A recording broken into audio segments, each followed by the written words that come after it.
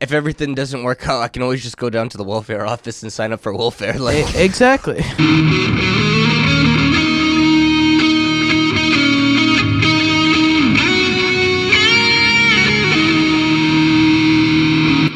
Welcome, everybody, to another episode of the Life podcast. I'm here with Benji. Hello. And Tyler. what's up? Good morning, everybody. Tyler's like, yeah. Yeah. Yeah. Yo, see, no, my brain defaulted to but I was like, oh, I think I opened the show the other morning like that. I have to have a unique opening every time we get together. All the way up. There Yes. you go. How's everybody doing? I'm chilling. Doing. This one was a little hard. I'm glad you guys aren't beating me over the head for being late. Oh, no, Tyler, trust When me. you show up exactly on the hour. it's Yeah, not too bad. technically you weren't late. You got here. Listen, I'm going with again. coffee pot I'm in going. hand. I'm going. Yes. I'm going against everything we talked about. You know, on time is late. No, I mean, Yeah, you well. were, you were here, and I'd like to clarify. I mean coffee pot, not coffee cup, because somebody's gonna be like, "Oh, he just meant coffee cup in hand." No, coffee pot in hand.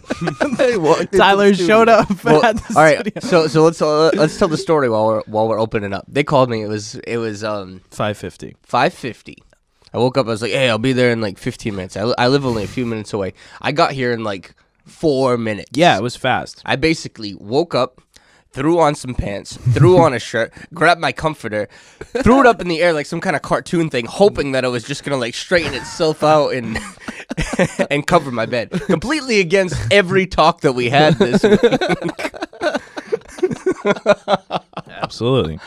I gotta be here on the show just to be able to talk to you guys. Come on. Yeah. Show up here in like 4 minutes, grab the coffee pot on the way in, Yeah. the full pot of coffee, open the door and say, all right, let's do this. Yeah, that's frame by frame what happened.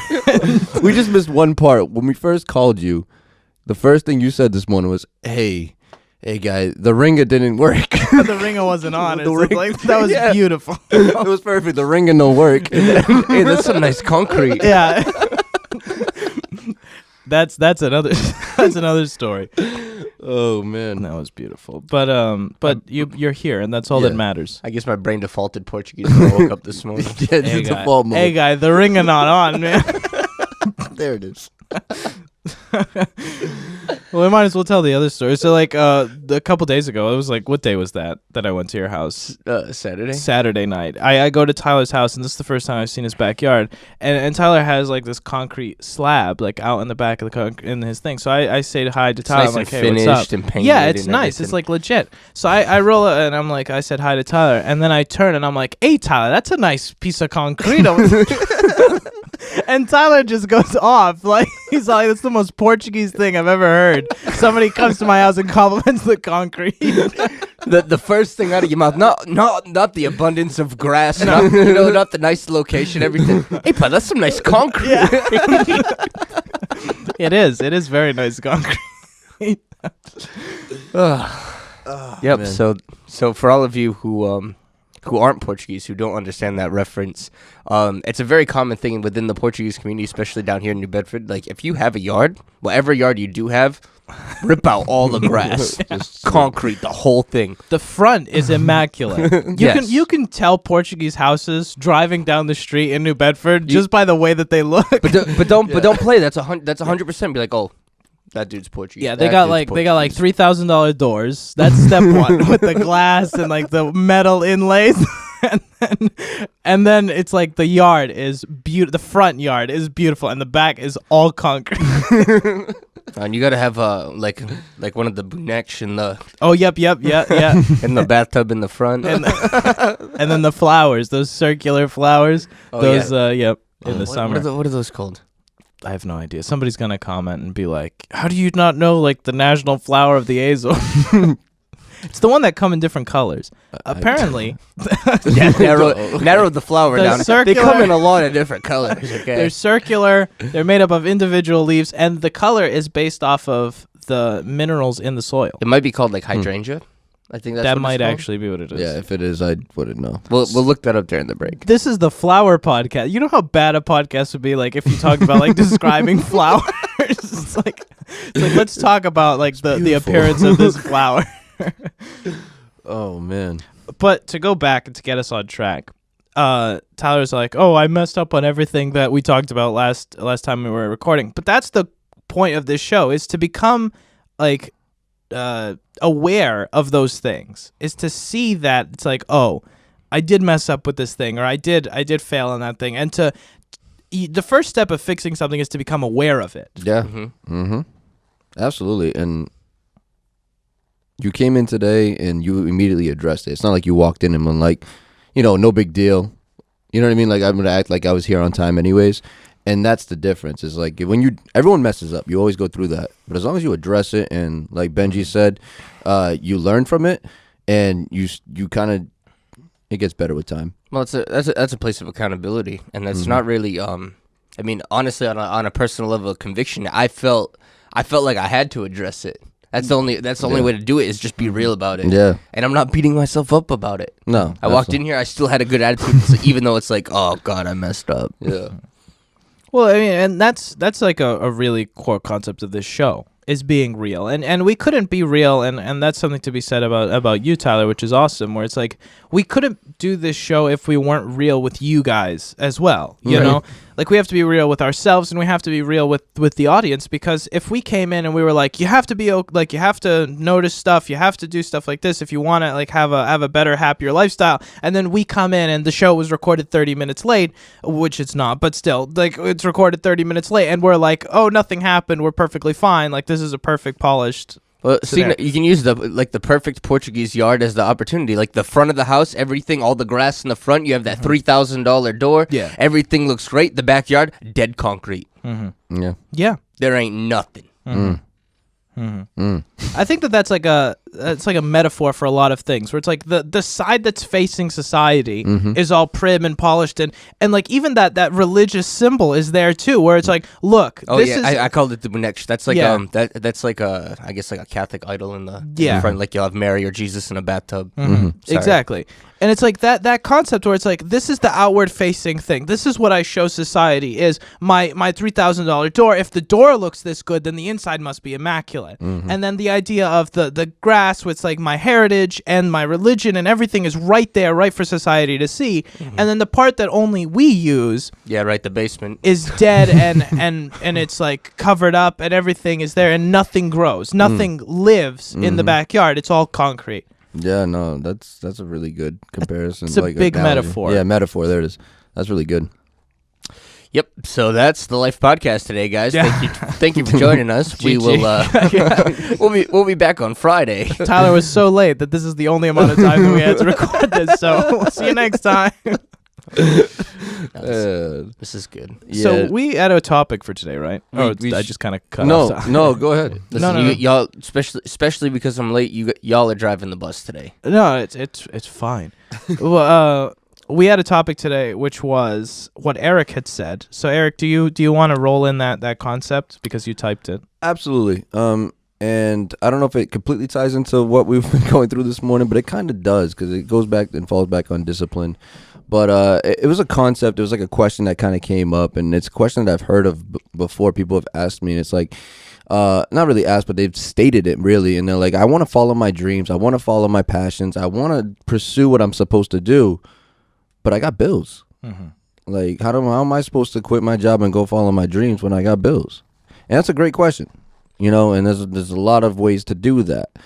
And we're going to go into those answers, like not the answers, but our suggestions as throughout the show. But that's a real question that I think a lot of people have, especially because this last 4 episodes we've been talking about, like, be real and be disciplined and do what you want to do.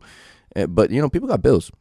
I think there's a few things that we said last episode that can really cross over and translate well into this one. It's talking about doing whatever you can do within your direct reach, all those little things that you can do to strive, like Benjamin. He came in here with a self-stabilizing. I got a gimbal. Yep. Yeah. Oh, what is it? What is that called? Gimbal. A gimbal. Yeah, it's a 3-axis gimbal. All right, so Benji got all excited because he started using Adobe Premiere. Yes. So he got himself a gimbal, but he was at Best Buy, and you were saying, I was at Best Buy, and I was like, I didn't know what I wanted. I was like, I wasn't doing anything at home because I was kind of in between productivity sessions, and I was like, I'm gonna go to Best Buy. So I walk into Best Buy and I start looking at the cameras because we're starting this studio and we're trying to do a bunch of different media platforms. And I was like, oh, maybe I should see what the price point is to enter in a camera. Yeah. And there was this camera, and it was a really nice camera, like $375 or whatever it was. And I was like, maybe I shouldn't spend like $375, like jumping right into the pool, like, or at least nominally into the price point. And I was like, well, there's this gimbal it was on sale, so I was like, okay, I'll grab this and I'll use my phone to at least get some footage so that I can play with in Premiere. but that's it. Mm-hmm. That's all you need right there. It's like, oh well, my dreams require X and X brand and that highest thing. It's like, no, I think I can get rolling with just a gimbal and take that first step so that I can get good. So by the time I can afford that pro grade stuff or that prosumer stuff, it's like, oh well, I was already prepared to use it. Sometimes it's not even can I afford it. It's will I utilize this enough to merit the cost that it's going to take. Oh, absolutely. Buy a brand new Lambo. We'll go cut in at that level. It's like buy a brand new Lambo. Can I drive that car to its exact can I drive that car to the limit to its edge? It's like no. You can't open that up on New Bedford. You're gonna like bottom out on a cigarette butt and be cooked in 2 minutes. That's true. And it's like, and being aware of that is very important because sometimes when people start enterprises or they start projects, they go in and they invest everything and then they realize this isn't really what I wanted. And it's buy a important. Miata. Yeah. that's an option. It's always an option. And it's like especially with the studio where we're trying to integrate multiple points of media, it's important to try stuff and see where things go before fully investing because we have a lot of projects and the scope of this project is very wide, and deciding what you want to work on first is an important step in that. Yeah. I think there's a lot of important steps that you have to take before, diving into anything like 100%. There's definitely I don't condone like standing on the fence on something. If you're going to go, put both feet in to the water and just like don't feel it out. Just put yourself in, see if you like it. If you don't, get out and try something else. But the whole like I'm going to stay on the fence, it takes you longer to like figure out, and then like you can keep pulling back and be like, "Oh no, I'm just going to that was cool for a quick second, but I don't really know all of that.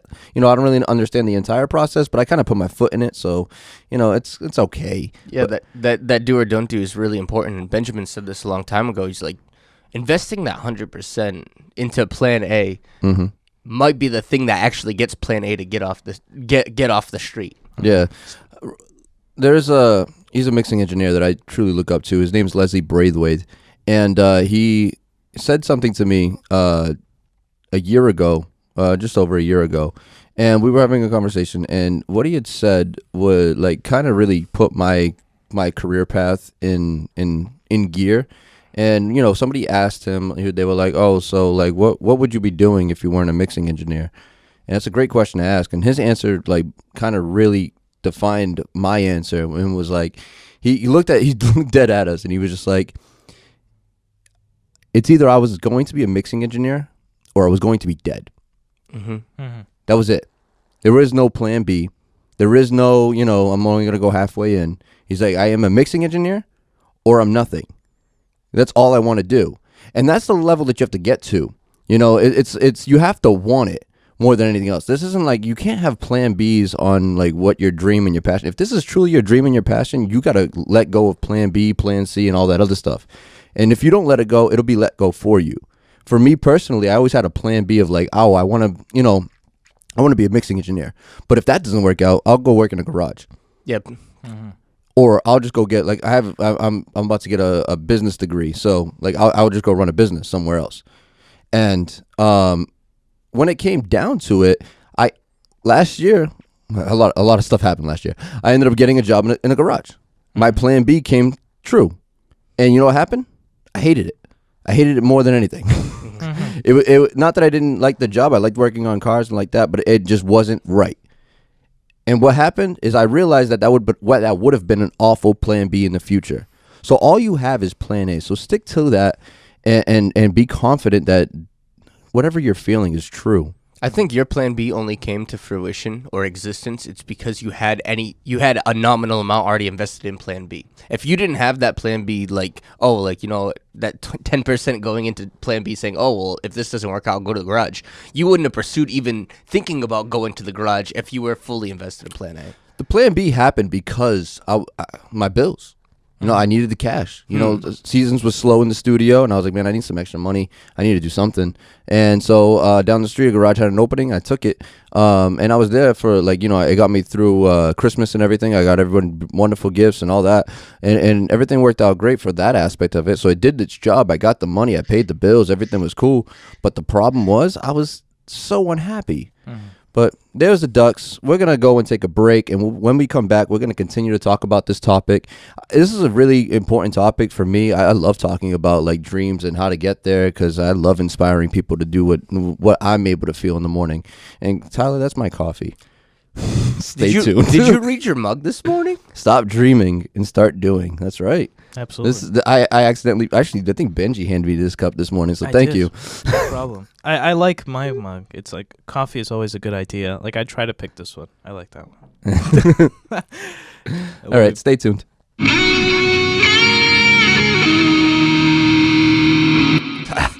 If everything doesn't work out, I can always just go down to the welfare office and sign up for welfare. Exactly. Really, legitimately, if you really look at it, what is the risk? What is the worst possible thing you can do by getting into a business venture? Or going and doing something that you really want in America? Because we have social systems. We have products and everything like that that society provides us. That's not the goal, obviously, is not to end up on a welfare system or whatever. But it's if risking it all has the chance of me living a happy life, what is the risk? We talk about the thing. It's if you've accepted the end result, if you've accepted, okay, this is the lowest that could possibly happen. If you accept that, there is no risk. That's it. And like Tyler was saying during the break, people don't like that concept. A lot of people don't like the concept of you don't have a safety parachute. What is wrong with you? And it's that's what, to achieve the biggest thing, to win the most, you have to gamble the most. Well, that's the analogy we were using during the break. We're talking about, it's like the motto of rally racing. If you feel like you're in control, you're going too slow. You're not going to break that record. We were talking about investing 90% in plan A and 10% in plan B, when that what if is always in the back of your heart, in the back of your brain, saying, if I would have gave that other 10% from plan B to plan A, would this have succeeded? Being a good race car driver, if you're not pushing your car to its 100% capacity, I mean, seriously, I was joking about the Lambo before, but if you hit a cigarette butt, all of a sudden you'll spin out. Yeah. It's that fragile and that delicate. It takes that 100% to break that lap time. If not, you'll just come close. Yeah, absolutely. If you think about, since we're going in this car thing, think of the CGT. The Carrera GT is, they say, the hardest car to drive. It's all manual, everything. 0 to death real quick. 0 to death. We're talking this is one of the hardest cars to drive in the world. Well, but it's it's beautiful. Sorry, Dodge Viper. Yeah, okay, fair enough. But the CGT, the Porsche, that is the car. If you own and drive and you can race a CGT, you are a driver. You are in the 0.1% of drivers in the world. But it's just every time you get on the track with a CGT, if I do one thing wrong, the clutch is gone. If I do one thing wrong, this thing's going into the wall. If I do one thing wrong, I have a serious possibility of dying. But there are guys who race just CGTs. There are CGT races. And that's the thing. It's if you want to live on the bleeding edge, if you want to be at that moment where you're saying, I'm getting the absolute most that I can out of this experience, you're going to be in a situation where everything can go wrong. But that's what you have to accept to be on that level. Absolutely. You have to accept the risk. And we take it out of cars. You could put that into every part of life. You have to accept the risk before you dive in 110%. And that's the thing, is people are afraid of the risk. And if you're really that afraid of the risk, then maybe that's not your dream. Maybe that's not your passion. And maybe you need to ask some more questions to yourself before you decide that. But once you get to a point where the risks of failing are okay. there was one point I think everyone was there where you're afraid to fail. You know, that's your biggest fear. I don't want to do something because I don't want to fail, and I don't want the world to see me fail, and I don't want to be a failure. I understand. We've all been there. At some point, we've all experienced that. What helped me was changing my fear of not being failure. My biggest fear is no longer failure. My biggest fear today is never trying something and not knowing, getting to the end and not knowing if something would have worked, not putting my 110% in. That's my biggest fear, is getting to the end like, man, I regret to not do something. And that changed a lot for me because now I am able to push myself a little bit further and not worry about the failing part, because that's not as big of a fear anymore. That fear is always like, that fear of failure. I think it always remains. I don't think you'll ever eliminate it completely. It will always creep in at some points in your but in your life. But if it's not your biggest fear, you're okay, in my opinion. Absolutely. You were saying something before the break, and I really wanted to chime in about that too. Talking about finding that perfect thing and being willing to risk everything for that perfect calling. Where it's like, oh well, he was a producer, right? He's like, it's either I'm a music producer or I'm broke. I'm done. This is the only thing I can do. I'm dead. I can really identify with that as a musician, where it's like it pains you, and actually it will make you sick if you don't make music. But when you do make music, sometimes it's so torturing and agonizing to make it that it makes you sick too. It's like, well, I'm sick even if I do it or if I don't do it. I don't say sick as like a physical infirmity, but it produces this thing inside you. It's like a godly sorrow, because that's so deeply bedded inside of your psyche and who you are as a person.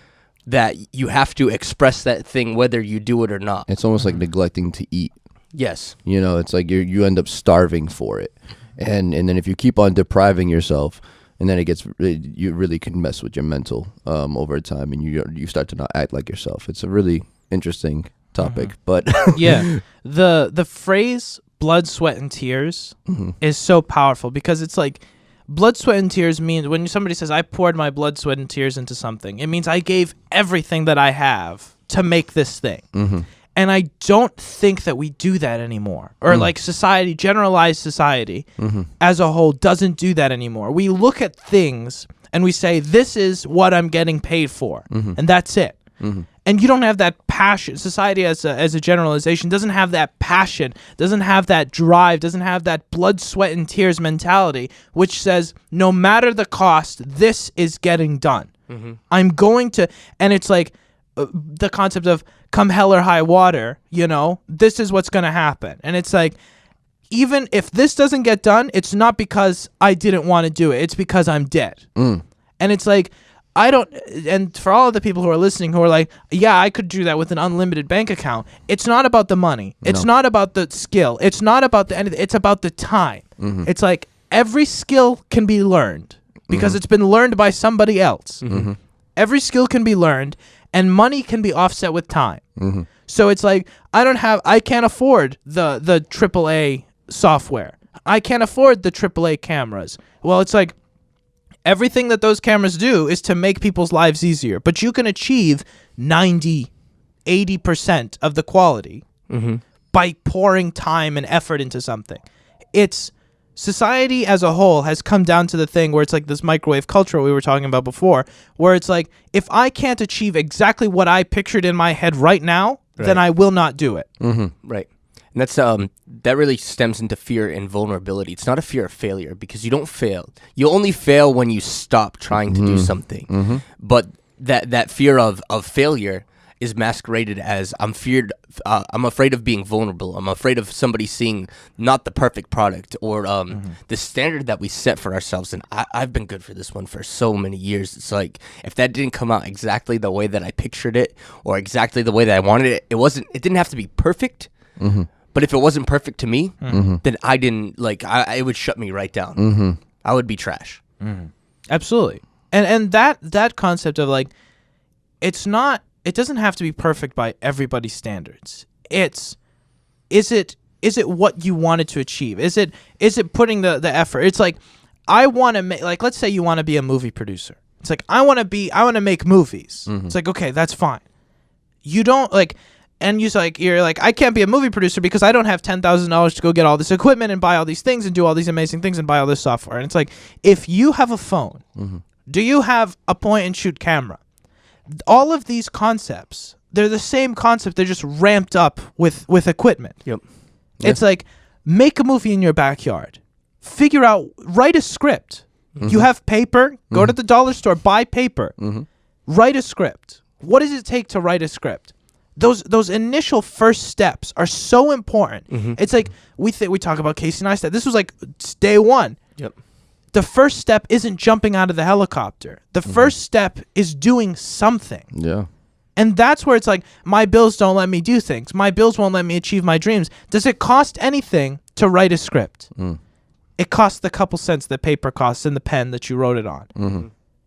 That's what we have to realize. You have to have faith in the little. And when I was younger, and I wish I could go back and tell myself this now, because I always thought that money at one point was like a ceiling for me. Like I used to have that mentality, man, if only I had money, man, it would be a lot easier. Don't get me wrong. Absolutely. But I was like, oh man, I would have, I'd be way better if I had money.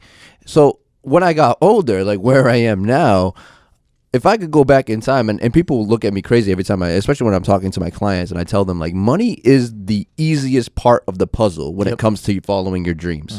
The easiest part, because that is something you can reproduce easily. That is multipliable. You're fine. Anybody can make money. I never understood that as a kid, especially when I was like 17, 18. I had no concept to be able to grasp that. And today, if I could go back, I would tell myself that money is so easy. The hard part is learning the skill. The hard part is doing the most with what the equipment you have. That's the hard part. The hard part is actually getting the business started. And you don't need money to actually start the business. You could start treating yourself as a business today with $0. All you have to do is start taking initiatives. Start waking up every day on time. That's really good. Start make a spreadsheet on Excel on whatever program you're using. You could do it on your phone. You could do all these little things. Start treating yourself as a business. That costs you $0. And then when the money starts to come in, you could start to invest into an LLC and all these other things, this equipment that you want, that you need. But use your resources wisely. Time is an important resource that you do not get back. You cannot reproduce that. So use every minute you have wisely, so that don't worry about the money. You can make more money. Even if you quote, I'm doing air quotes right now, fail, meaning you give up, you could still make money. Really quickly before we change topics and we go to a different break, the only thing that money does is it offsets time. If you need something done faster, it costs more. That's the thing. It's like the fancier cameras cost more money because they give you more in less time. Why do movies cost hundreds of millions of dollars? Because a bunch of people have to get paid, and all of this stuff happens so that they can make a movie in a month or shoot a movie in a month. All of that stuff costs money. You think of it, why does flying on a plane cost more than driving a car? It's because it goes faster. It's because it utilizes more resources to do the same thing in a faster amount of time. That's the difference in money. If you start looking at money in that sense in your endeavor, and you say, the only thing that money changes is how fast I can do this thing. And if that's my goal, as long as I'm moving towards it, it shouldn't matter to me how fast I'm going, because I'm going as fast as I can right now. When I have more money, I will be able to go faster towards that end goal. But right now, this is as fast as I can go. I'm in my car. My car can go 80 miles an hour. That's it. That's the maximum I can go. I'm not going to cry because I can't go faster than 80 miles an hour. One day, when I have a Ferrari and I can go 200 miles an hour, I'm going to go 200 miles an hour. That's the way you have to look at your goals. You can put in time to offset the amount of money that you need. So if you have $0, it's going to take a lot more time, but you can still get there. Yeah, absolutely. Mark Cuban, I'm going to quote him. I usually don't quote him, but he did say one thing, and he said that his best investment he ever made was into an airplane of his own private plane. And it wasn't because it's going to look cool. It's because he can avoid the lines in the airport and he can get to where he's going faster, so it saves him time in other places because he's always traveling. So think about that. His number one investment was his ability to save more time. So when you have all this time in your pocket right now because you're young and you're 20, you're 25, you're young, and I'm actually going to touch on something else. I know we're running out of time here, but well, at least for this segment. But people, I heard this some time back, and it was like, people die at 25, but they get buried at 80. And that is such a mind-blowing statement, because the first time I heard it, I was like, whoa. But what that really means is your dreams, most people's dreams, they let go of that by the age of 25. By the age of 25, they get the, real life hits them, I guess, and they give up on what they want, and they just kind of like, quote unquote real life. Yeah, quote unquote real life hits them, and there's a good word for this, but they compromise. They compromise their dreams for whatever it is that they're doing. Security. So yeah, for the security reasons. And Jim Carrey shared a story on a video that I watched. He was talking about his father, and he watched his father, make a living compromise. He compromised his life to, make up for the family and like provide for the family. And he spent his entire life living a compromise. And when he got to his his middle age of his life, 50s, 60s, he got fired. Well, the company closed down and he lost everything. And Jim Carrey said, I'd rather fail at my dreams than fail at my compromise. Yeah. And that to me kind of sparked a lot, because I would hate to compromise for something and still fail. Just because you're compromising does not eliminate the risk of failure. So you might as well put everything you have into what you want, because if you fail there, at least you tried. Yeah. You put everything you have into a compromise and then you fail. Think about it. How many times? I know we have seconds left. How many times have you heard people worked for a company for 25 years and one day the factory shut down? My father, literally my father. Yeah, it's like this happens in general. Don't think that just because you work a 9-to-5 job you have infinite security. Just because you get paid $100,000 a year, you're a senior engineer, you're a senior whatever, doesn't mean that you have job security. The idea of, I'm not going to follow my dreams because I know I will get a paycheck for the rest of my life, that's not necessarily true. Risk is an inherent part of living. Every time you walk out of the door, every time you sit down in a chair, you are risking something. So if you're going to risk anything, why not risk towards what you want? Absolutely. And we're gonna come back after the break, and we're gonna talk into some of our personal suggestions on how to break out of the bill cycle and start living the dream. But until then, we'll see you soon. Stay tuned.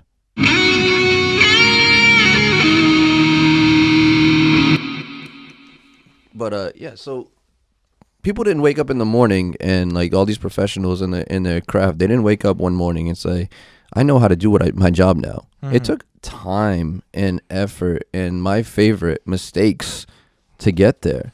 Yeah, absolutely. You think of videographers, or you think of directors, and it's like, oh, we have these names for like Steven Spielberg. Everybody knows Steven Spielberg, but it's like Steven Spielberg, from the beginning, he learned stuff. It's like Steven Spielberg was good at the beginning, like he had innate talent, but that nurtured over time, and he became something different. And right off mic, we were just talking about this idea of, well, I'm into cameras right now, so bear with me on this topic. But it's like the idea of, if I go and buy a red camera is like what they shoot movies on, and you spend this exuberant amount of money. I would be useless with a red camera because I don't know how to use it. And pouring money into something doesn't mean that it's going to become better, because you have to have a level of skill. It's like Steven Spielberg is a better director now than he was when he was 20. Yep. Just because of experience. And that's what we have to remember, where it's like, if you want to start a company, if you want to start a project, if you want to make a movie, you have to go through a process of learning. We talk about don't fight the process. That's it. And sometimes you have to get yourself alone in a room and just screw around. That's big, as vague as those words are. But go get your things. Be in a safe environment, or you can even be with other people. Say, okay, we're gonna experiment today. Whatever comes out, comes out. And that makes some of the best music. That makes some of the best anything, because it's unlike any other pattern that's ever been followed. It's like, oh, this is what I've learned. I'm gonna try something completely different right now to see what happens. Well, yeah, absolutely. And these are just like core concepts. I think this is all the more important details when it comes to following your dreams than actually the money. But okay, now let's talk to the people who do have bills. We all have bills. Welcome to the club. And it's going to be a good time. Don't worry about it. And I'm going to say a word now that I think I'm going to upset a lot of our listeners. And that is sacrifice. Mm-hmm. You want to live your dreams. You want to follow your passion. But you have a $600 car note every month. So that car is more important than your dreams. Absolutely. Mm-hmm. Yep. Absolutely. It's that do whatever. It's a do whatever it takes. Do whatever it takes. So if that means sacrificing the car and getting a hoopty for the next 3 years that gets you from point A to point B, I'm not saying don't get a car. Get something a lot cheaper that you can pay in cash today. Save $600 every month for 4 months, and you can get yourself a pretty decent car. My first car was $500. You got to live within the means. Yeah, and it's like that was the Roddy. Absolutely, yeah. What we passionately called the Maserati because it was V6. And it's like this little Honda Accord, 97 Honda Accord. It's older than I am. Great car. I love that car. It had so much character. It was loud. Dear God, it was so loud. At one point, the whole exhaust fell off the car. Right off the engine. It was just blasted. Still made better than a Maserati. Yeah, it's still made better than a Maserati. But it's like you have to accept that. It's like $500. What's $500? Mm-hmm. You know? It's like it's so much money and it goes so fast. And it's like if you're that's a decision that you have to make. You have to say, okay, do I want to spend $600 a month on a car? If that's what it is, that's fine. And all of this revolves around living inside of our means, living within your means. Thank you. It's like if you make $1,000 a week, why do you spend $1,200? Mm-hmm. It's like simple, basic math. And I'm not saying that I don't do it sometimes too, but you have to catch yourself and you have to say, if I make $1,000 and my Amex statement comes in and it says I spent $1,200, where did that $200 come from? Yep. It came from lack of self-control. Yeah. It came from a lack of being conscious. It's about investment sometimes, and saying, okay, I'm going to consciously invest in all the right steps, because sometimes you can be in the red. There are most companies start in the red, and you stay in the red for years. Yeah. Until you finally turn a profit. But the key to their success was being in the red. I am taking all the right steps towards being in the black. It's not like, oh, I need to get deeper in the red because I'm already in the red. We call that cash flow. Yeah. That's a very real thing where it's all like cash flowing a company. It's like, is that the best thing to do? Probably not. It's better to work in the black. In the black, we mean by in the profit. In like, I'm taking from a bank account that has money already in it to pay for operations, and then it gets refilled. You know, like you can cash flow where it's all like American Express is floating my company. But the thing is like, if that falls out, if the bottom falls out, you're now in debt for that cash flow period. Yep. So ideally you work in the black, but it's like making that idea where you have to say, okay, if I want, let's say I go and spend $200 a month on clothes. Okay. Every month I set aside $200 for clothes, and I say, I want to buy a $400 camera, and I am on the line right now. You have to make a decision that some of this money has to come from somewhere. If I want to achieve this thing that I've set my sight on, it has to come from somewhere. We're playing a zero-sum game. The money does not come magically. Let's grab onto that for all the millennials who are listening, because it's so prevalent within our generation. I'm sure yours as well. I mean, it's just as much. Millennials feel so entitled where they can't sacrifice and they can't go without that thing to say, hey, I'm going to do this whatever it takes attitude to be able to make where I can. Like, oh, I want a job, I want to be able to afford my life, but I can't start before 7:30, and I need mental health breaks just to be able to get through this thing. It's like America was built upon people willing to make that sacrifice. My parents, all of their companies have been built on the fact of self-sacrifice. Maybe, I mean, watching from people's examples, obviously we were talking earlier in another show, it's like sometimes you can take that to the extreme. And honestly, I would rather ride the line of this was a little bit mentally unhealthy for me, but I got to where I needed to go. rather than the regret of this cost me a little bit of stress. This cost me a little bit of time, and I never ended up walking in the direction that I wanted to because it was a little uncomfortable. Absolutely. My parents are an amazing example of this idea of sacrifice for an end goal. My parents decided when I was like 10 that they were going to sell the companies and retire. Our parents are walking in the same shoes right now. Yeah. My parents are pretty much done too. Yeah, That's exactly. it. Just before, I think my dad's just a little over 50. My mom's not even 50 yet. Done. Absolutely. That's it. Having an Cashed end goal out. is important. We talked about that. Yes, the last episode, where it's like my parents said, we're going to work as hard as we can for 20 years. Yep. And then we're done. And that was like from the beginning, that was the core concept. And they made decisions that caused them to do that. You know, they had to sell a house because the cost of that house was going to be more than what they could afford when they were retired. You know, and like that's it. Like, But my 3 houses, like I have to still have those 3 houses. exactly. And it's like you make a decision. They made a decision. Now they're in a position where they live the life that they want to live Within their means. within their means. Absolutely. And it's like, if that's your goal, if you want to do, like my parents do 6 and 6 in Europe and here, and it's like, that's what they want to do. That was their goal. They achieved their goal because they lived in their means. They worked really hard for a long time and they achieved what they wanted to achieve. That's the core concept where it's like, it might take 20 years for you to achieve what you want. You want a GT2 RS. It costs $350,000 out the door. Here's the bill. Now, how are you going to do it? How are you going to work towards that? And there can be multiple roads to get there. It could mean 90 hours a week at bare minimum job to be able to get there, or let me work a little smarter instead of harder. Let me figure out things that make me passive income so that I can get there, so that I can keep my mental health and physical health the same. Either way, both roads would probably get you to the CGT. It's just, what are you what's worth the cost for you? Is it that sweat? Is it that blood? Is it that mental energy? Is it that, or is it something else? Sorry. I had a thought this morning, and I don't know why, but this concept. Good, is you're such- thinking. Yeah, I know. I got one thought this morning. Everybody, don't worry. No, but it's like this concept is like we were prepping for the show, and I was thinking somebody's gonna say, "But Benji, not everybody can be millionaires." It's like, yes, not everybody can be millionaires. But don't worry about everybody else. Worry about you. Pull for you, guy. Pull for you. Pull for you. That's the concept of all of this is don't worry about everybody else. Worry about you.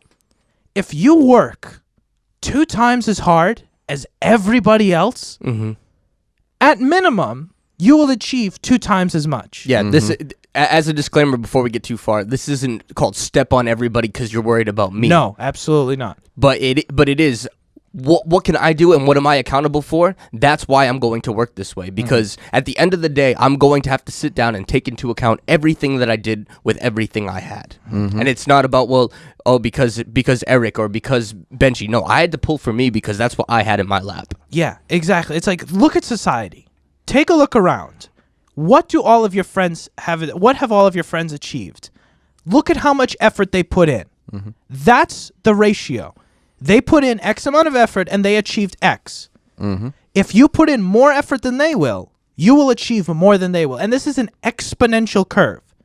This isn't a linear thing. It's like, if I work twice as hard as Jeff, I'm going to get 2 times as much net worth. It's exponential. If you look at your manager, we talked about this last week. If you look at your manager and you say, I'm going to work harder than that guy, you're going to get a higher position than him.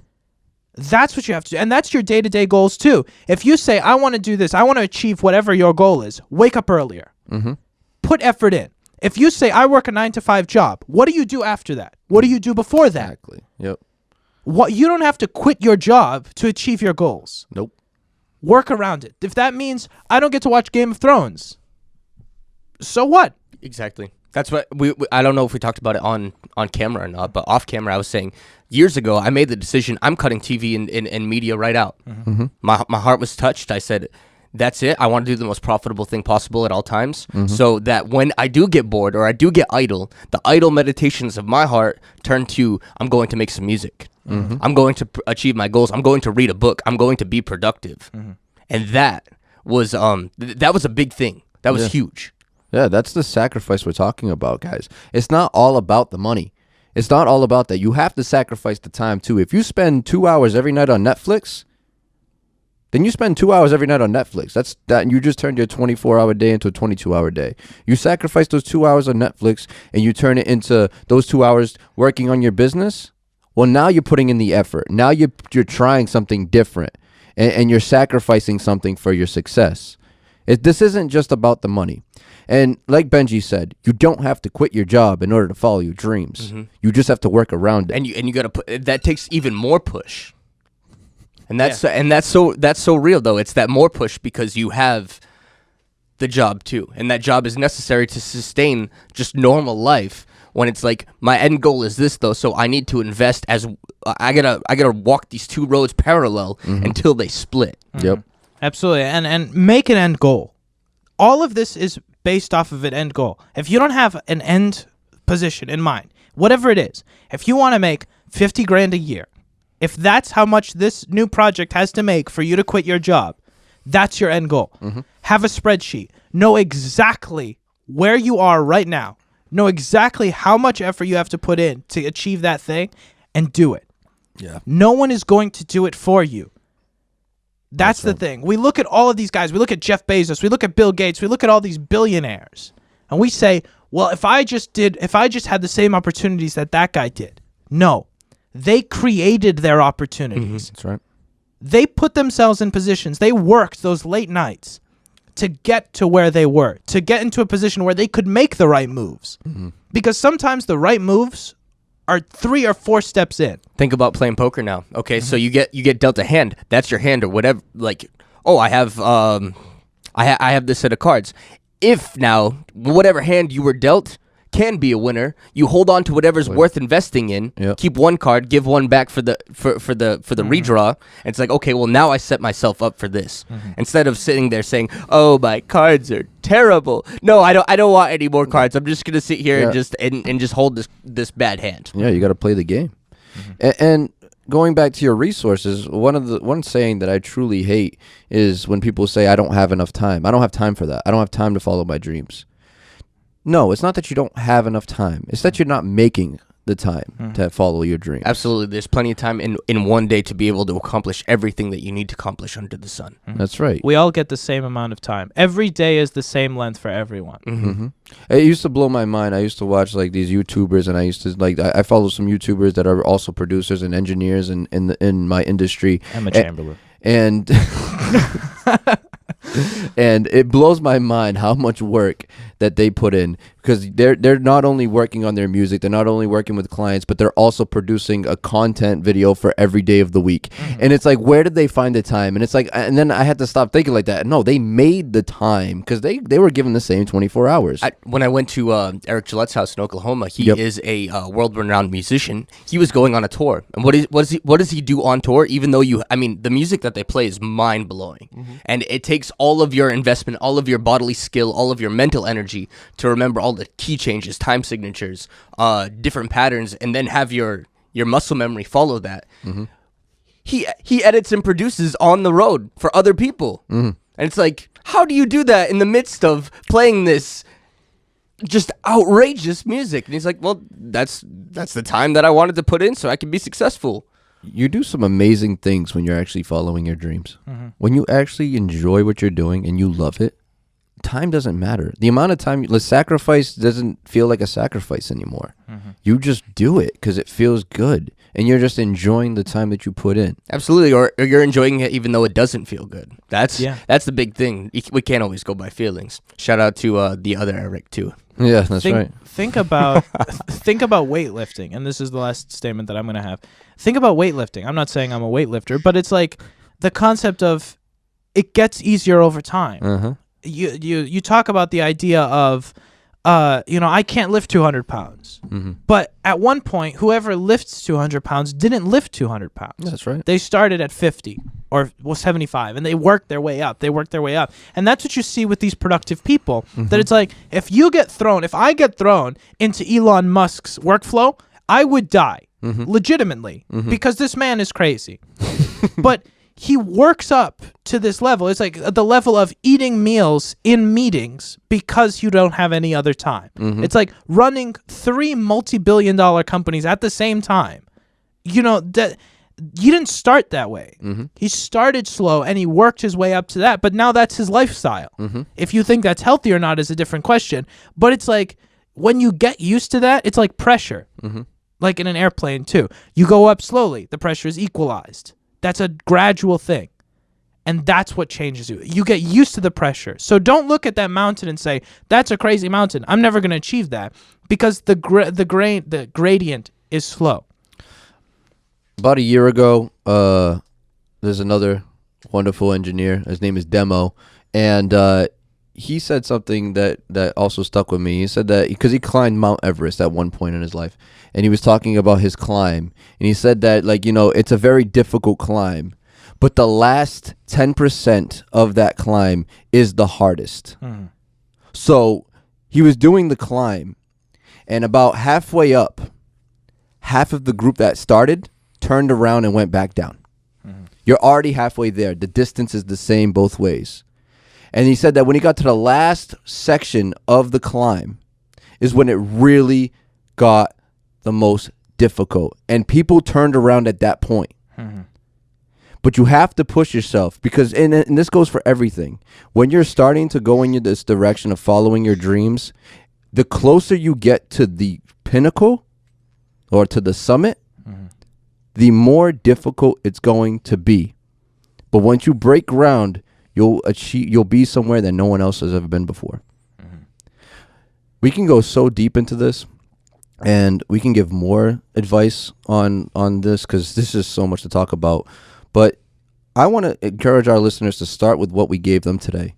And if they do get through this and they start to take the sacrifices that they need to do to, you know, put their bills aside, and not aside, still pay your bills, but like, you know, manage your bills a little bit better and follow your dreams, email us, let us know, and we'll come back in here and we'll give you the next steps on what to do. And that's it. So until Friday. See you next time.